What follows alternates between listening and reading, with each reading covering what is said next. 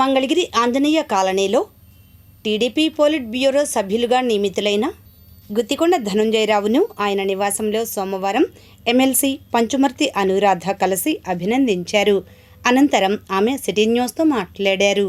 తెలుగుదేశం పార్టీలో polit bureau మెంబర్గా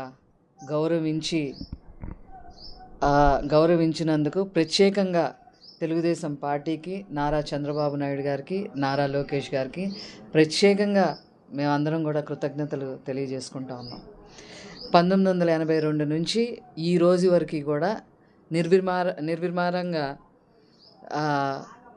తెలుగుదేశం పార్టీకి పనిచేసుకుంటూ వచ్చారు. ఏ రోజు కూడా ఏ పదవులు కూడా ఆశించని వ్యక్తి.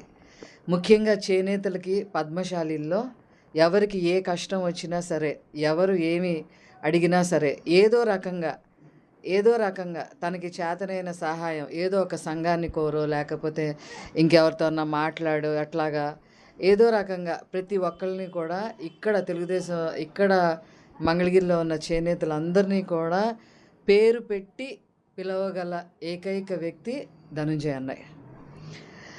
అంతేకాకుండా మనలో ఈ చేనేతల్లో కూడా నాయకత్వం పెరగాలి అనే ఉద్దేశంతో ప్రతి ఒక్కరికి కూడా ఒక అప్లిఫ్ట్మెంట్ ఇవ్వటానికి అహర్నిశలు కష్టపడుతూ ఉంటాడు.